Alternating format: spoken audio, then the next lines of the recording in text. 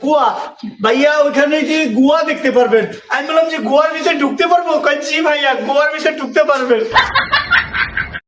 Hi beautiful people, আজকে তোমাদের মাঝে নিয়ে আসছি খাগড়াছড়ি ভ্রমণ। খাগড়াছড়ির এই ভ্রমণে তো এখানে একটি কৃত্রিম ঝুলন্ত ব্রিজ তৈরি করেছে আলোটিলা পর্যটন কেন্দ্রে। তো হাঁটাহাঁটি করে আমরা দেখছি, ট্রাই করছি। আলোটিলা গুহা বাহির পর হাঁটি হাঁটি পা করে যাচ্ছি। এটা হলো প্রবেশ পথ। তো যেহেতু আমরা গুহার দিকে যাব, আগে আমরা প্রবেশ পথেই যাচ্ছি। আমরা গুহার ভিতরে প্রবেশ করতেছি। গোয়া এখানকার মানুষ গুহা বলে না, বলে গুহার ভিতরে প্রবেশ করতেছি।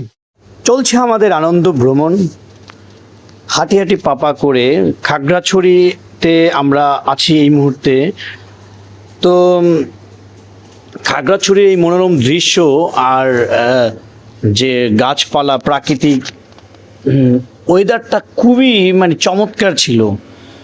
চলুন আমরা আস্তে আস্তে যেই গ্রহতে প্রবেশ করব সেটার দিকেই যাই। তবে আজকে গ্রহতে কি হয় জানি না, আমরা যেতে থাকি আস্তে আস্তে। আপনারা আমার সঙ্গে থাকুন। হ্যাঁ, ট্রাভেল চলছে খাগড়াছড়ি আলোটিলাতে। আমার সাথে যারা এই মুহূর্তে ভিডিওটি দেখছেন, খাগড়াছড়ি আলোটিলা চমৎকার একটি পর্যটন কেন্দ্র, আপনারা দেখতে পারবেন ভিডিওতে।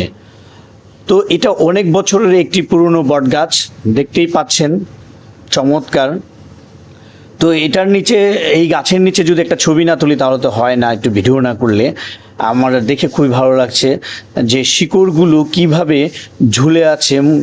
খুব ভয়ঙ্কর, যেগুলো আমরা হরর মুভিতে, কিছু হলিউডের মুভিতে আমরা দেখেছি।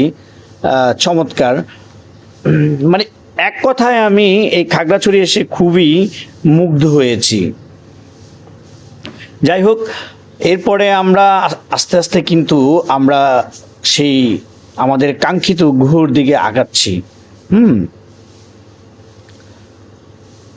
তো আগেই কিন্তু বলেছি যে এই যে অলমোস্ট গুহর কাছে এসে পড়েছি, যে ওই যে দেখা যাচ্ছে ভিডিওতে, ওই প্রান্ত দিয়ে আমরা প্রবেশ করেছি অথবা করব এখন। আর এটা প্রবেশ পথ, আর বের হব আরেকটা পয়েন্ট দিয়ে। প্রবেশ করার সাথে সাথে কিছু পানি দেখতে পাচ্ছি, একদম পরিষ্কার স্বচ্ছ পানি, এবং পাথরের কিছু গুঁড়ো আছে। তো ভিতরটা যতটুকু দেখা যায় অনেক অন্ধকার, আর অনেক বড় একটা গুহা মনে হচ্ছে, কারণ এই প্রান্ত থেকে ওই প্রান্ত দেখা যায় না। যাচ্ছেন